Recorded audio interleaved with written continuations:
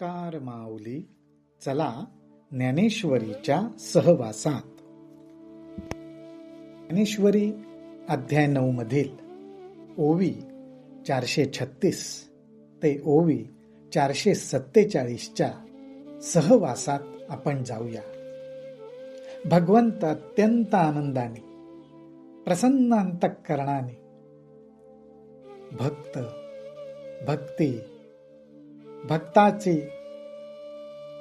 भगवंताविषयी असलेली आस्था, त्यातून भक्त आणि भगवंत यांच्यात अखंड वाहणारा प्रेमभाव, हे सर्व काही अत्यंत प्रेमाने भरभरून आणि तितक्याच तळमळीने भगवंत आपल्याला सांगतायत की भक्तीच्या मार्गाला लागा, भक्त व्हा.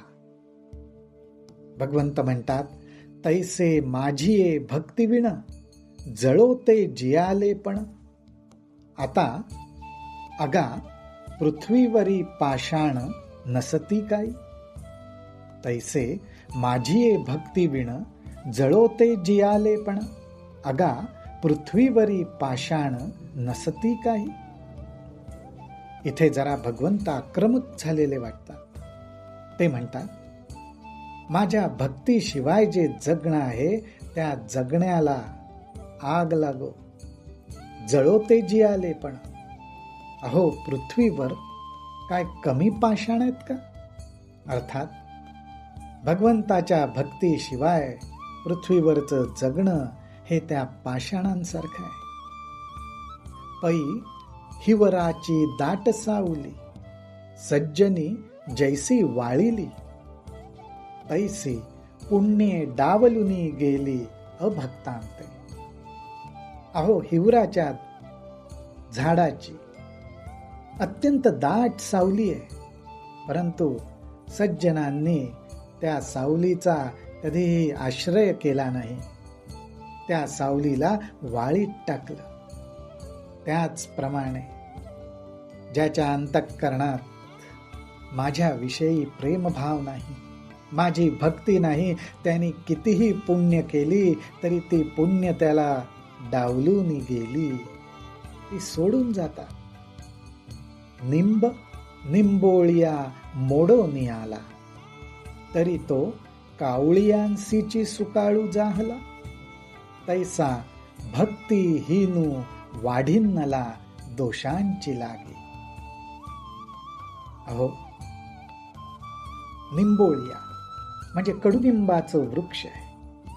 त्या वृक्षाला इतक्या निंबोळ्या आल्या की त्याच्या वजनाने त्याच्या फांद्या ज्या आहेत ना, त्या जमिनीला टेकल्या. पण एवढा निंबोळ्याचा बहर आला तरी त्याचा उपयोग कोणाला होतो? कावळियांसीची सुकाळू जाहला. त्याचा कावळ्यांनाच मेवा मिळाला. तैसा भक्तिहीनू वाढिन्नला दोषांची लागी. त्याचप्रमाणे भक्तिहीन, अंतःकरणात माझ्याबद्दल भक्ती नाही आणि त्यांनी कितीही चांगली उत्तम पुण्य सत्कर्म केली तरी त्या सत्कर्मांचा आलेला बहर हा निंबोळ्यांच्या आलेल्या बहरासारखा आहे. तो कावळ्यांनाच उपयोगी पडेल. कावळे ज्याप्रमाणे दोषयुक्त अन्नाचं सेवन करतात, आपण केलेली कर्माचं स्वरूप तसंच होईल असं भगवंत सांगतायत. का षड्रस खापरी वाढिले, वाढुनी चोहटा ठेविले. ते सुणियांचे उपेगा गेले जियापरे. अहो, अत्यंत 6 रसांनी परिपूर्ण असं अन्न वाढून ते कशावर ठेवलं तर चव्हाट्यावर ठेवलं. चोहटा म्हटलेलं आहे. वाढुनी चोहटा ठेवले, चव्हाट्यावर ठेवले. अहो, ते गावातल्या प्राण्यांनाच उपयोगी पडणार. कुत्री, मोकाट फिरणारी जनावरं यांनाच त्याचा उपयोग होणार. ते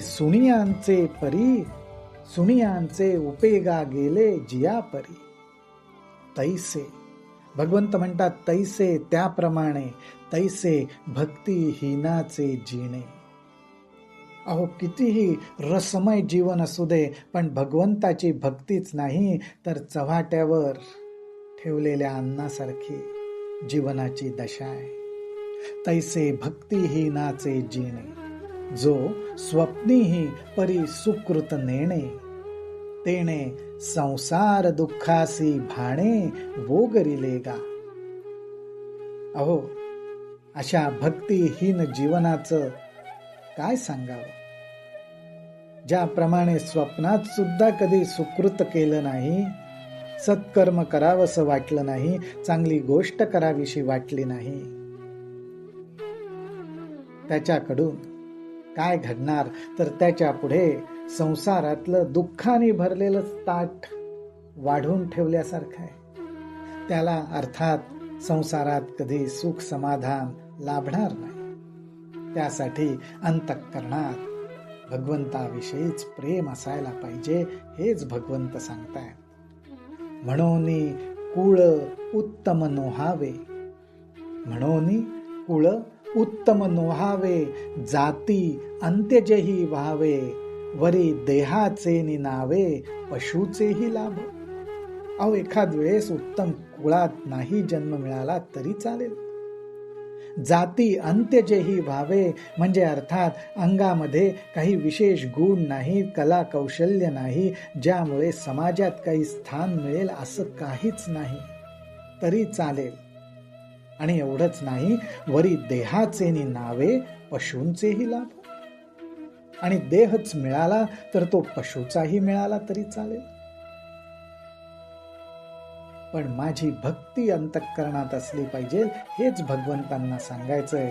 कारण त्या भक्तीमुळेच भगवंत वश होतो आणि आपण चांगल्या कुळात आहोत का नाही.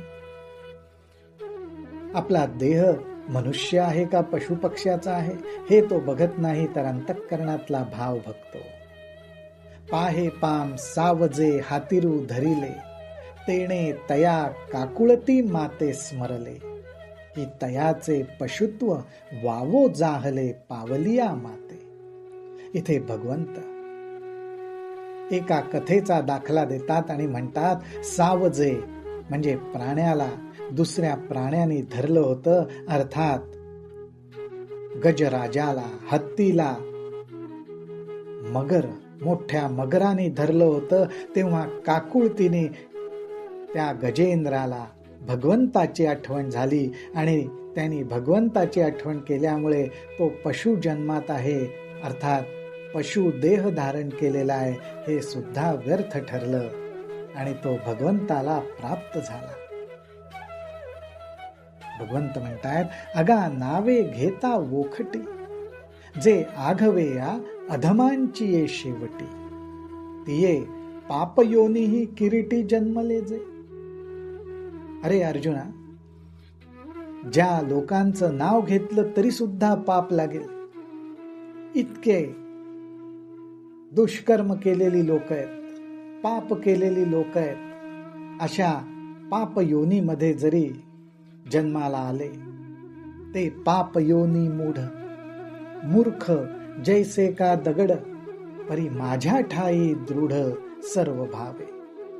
पाप योनीत जन्माला यावं लागलं, कारण का तर संपूर्ण अज्ञान दुष्कृत्य केलं आणि त्यामुळे त्यांच्या मतीची अर्थात मनाची आणि बुद्धीची अवस्था कशी, जैसे का दगड, परी माझ्या ठाई दृढ सर्व भावे.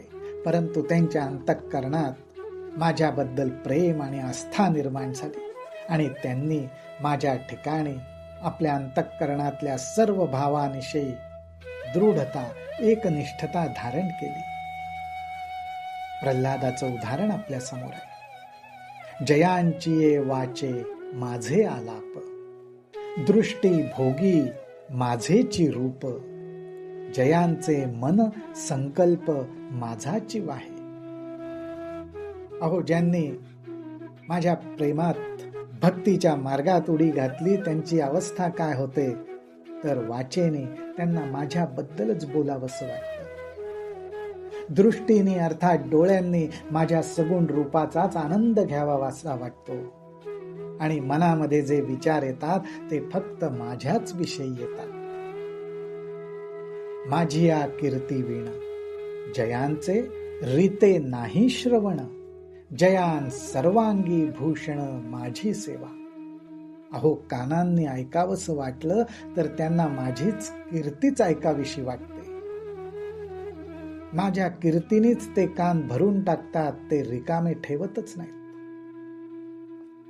आणि अंगावर अलंकार भूषण सर्वांगी घालावेसे वाटले तर माझी सेवा करणं अर्थात भगवत भाव अंतःकरणात धारण करून आपण जे कर्म करू ती भगवंताची सेवा आहे, हेच अलंकार ते अंगावर घालतात.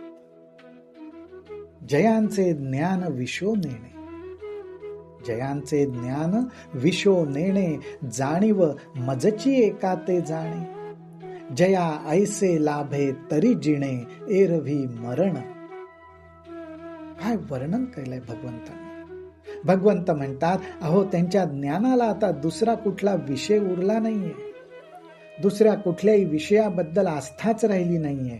अर्थात शब्द स्पर्श रूप रस गंध या प्रकारे ह्याच्या साह्याने ह्याच्या आधारे ज्ञान प्राप्ती करून घ्यायची ही इच्छाच राहिली नाहीये. तर उलट त्यांच्या ज्ञानाला मलाच जाणायचंय, मलाच अनुभवायचंय, हीच एक आस्था लागलेली आहे. जया ऐसे लाभे.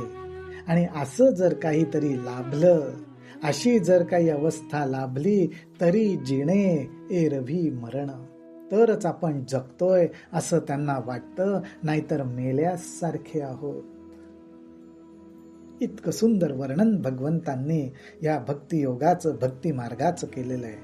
आपल्या सर्वांना हाच मार्ग प्राप्त व्हावा, हेच भगवत सुख भगवत प्रेम लाभावं, हीच ज्ञानोबारायांच्या चरणी प्रार्थना. रामकृष्ण हरी, रामकृष्ण हरी, रामकृष्ण हरी.